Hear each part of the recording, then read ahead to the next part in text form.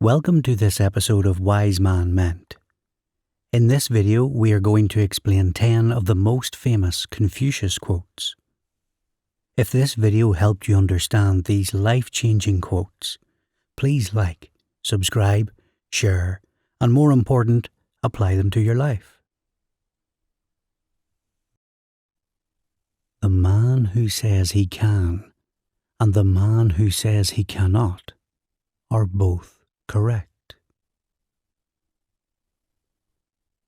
The admiral who walks into battle believing that he will be victorious goes in with the following: confidence, determination, skills, and past experiences. The admiral who walks into battle believing that he cannot win goes in with the following: pessimism, doubt, lack of skills, and past experiences. You decide the outcome of your challenge long before the challenge has already begun.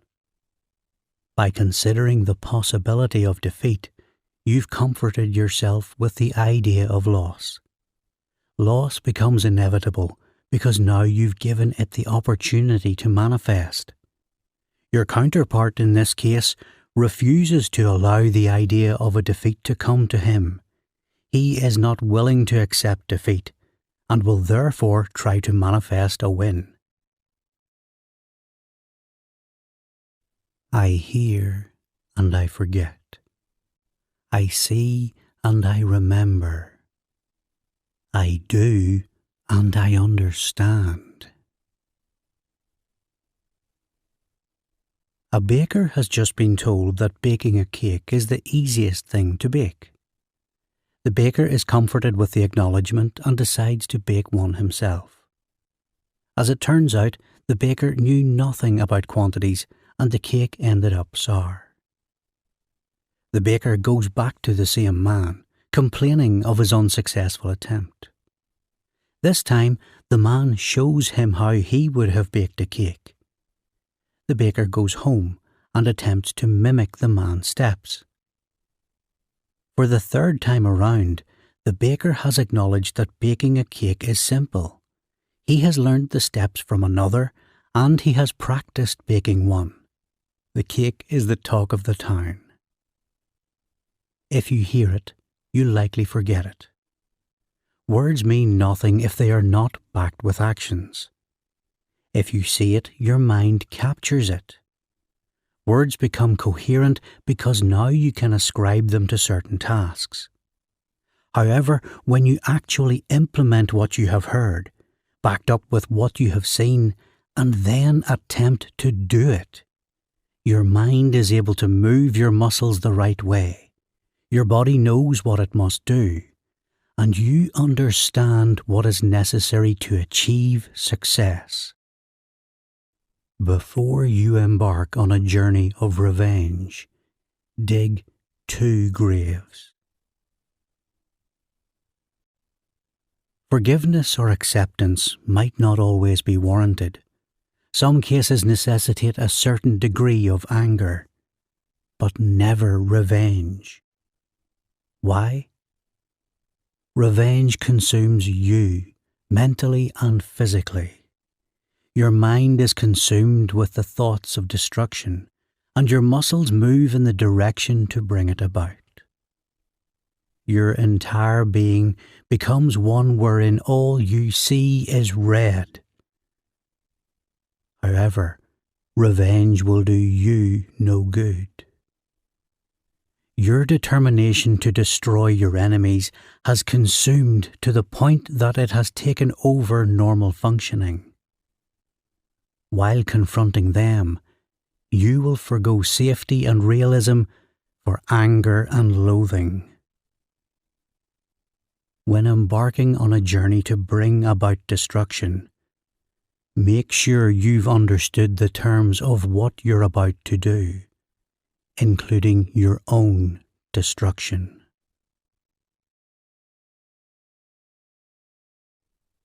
Choose a job you love, and you will never have to work a day in your life. You cannot forgo the need for money, but you can forgo the hold it has over you. Money motivates you to take up a job you loathe. It consumed you enough to keep you there for years. Today, you have been drained, physically and mentally. The money doesn't matter if you aren't truly happy. Prioritize yourself and your mental well-being above all else. Choose a job that you love, a field that you're passionate about, and an environment you've actively been seeking. Complete the triad necessary for your health and stability. The perks come with it, never having to feel drained, depressed, and agonized when you come home every day from work.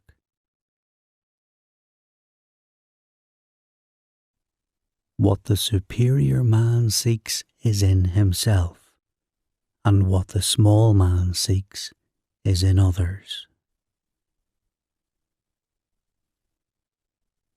Strength and weakness are vague terms. What truly makes a man strong, and what makes him weak? There will never be one answer. However, Confucius believed that strength was determined by confidence in oneself, and weakness was determined by confidence in everyone but himself. If you believe that you do not have in yourself what it takes to win, you're taking away pieces of yourself. You started off believing that you could, and now you've doubted yourself into an oblivion. At this point, you cannot fathom the possibility of success because you've reduced yourself to the point it seems impossible. Our greatest glory is not in never failing, but in rising every time we fall. Your defeat is not linked with someone else's victory. Their victory is a reflection of their hard work. Your loss might not necessarily be an outcome of your lack of hard work, but your limited understanding of what was on that test. Strength is not necessarily a show of success the first time around. It is getting up after every failure, dusting yourself off, and taking another go at it. You become a better man every time you rise up after a fall, because you go in the next time around with a changed mindset, experience, and belief that this time will be it. They must often change who would be constant in happiness and wisdom. The only constant in life is change. The statement might seem contradictory at first. How is one to stay constant if they're always changing? The answer is rather simple. Time will never stand still for you. You will never be allowed to feel finality in any sense of being if you do not change with the circumstances that surround it. You will find comfort in happiness, and you will find comfort in wisdom. However, you will never find comfort in the factors that have brought about those states. One man might show you happiness today, and another might show it to you the next day. The only constant, therefore, is change. To apply this quote to modern times, we are required to be flexible. The world is emerging in every field right as we speak. Advances are made. People are adapting to various social, economic, and political changes. In all that is happening, we must find a way to accept these changes and find comfort in ideas that were once foreign to us. The past has ended. Every day is a new day.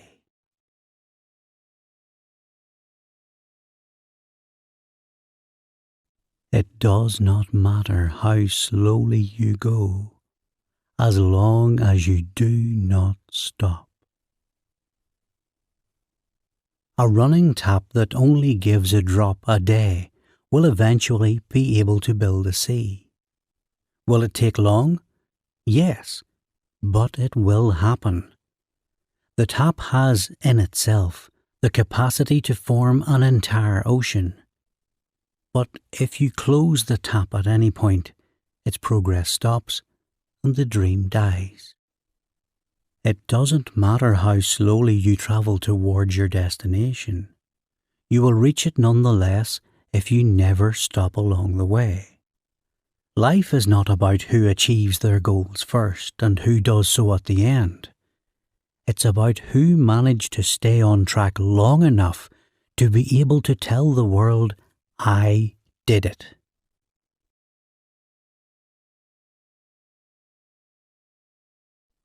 He who speaks without modesty will find it difficult to make his words good.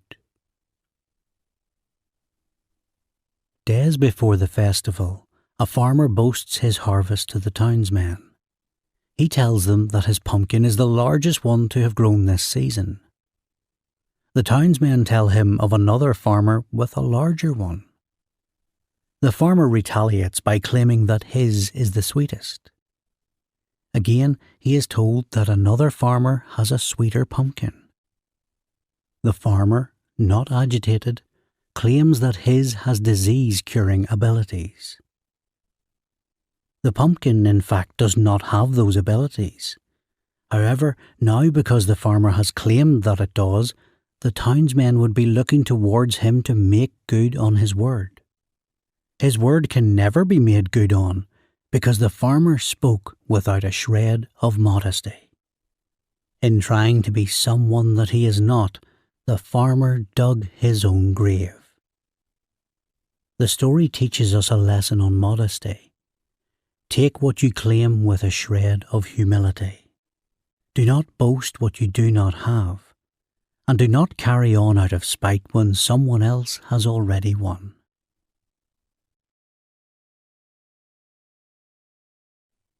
In a country well governed, poverty is something to be ashamed of. In a country badly governed, wealth is something to be ashamed of. In a third world nation where necessities sometimes seem like scarcities, someone who has an abundance of wealth has achieved their wealth at the behest of the people who cannot afford 3 meals a day. In a nation where everyone is well fed, a family that struggles to put food on the table is to be ashamed of.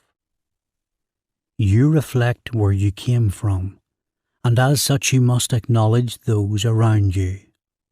Are they equals? Do they not deserve the same things you're comforted with? We hope you have enjoyed and learned from this episode of WiseManMeant. If so, please leave in the comments below which quote explanation you liked most. And don't forget to subscribe and hit the bell button to get notified when we release a new episode.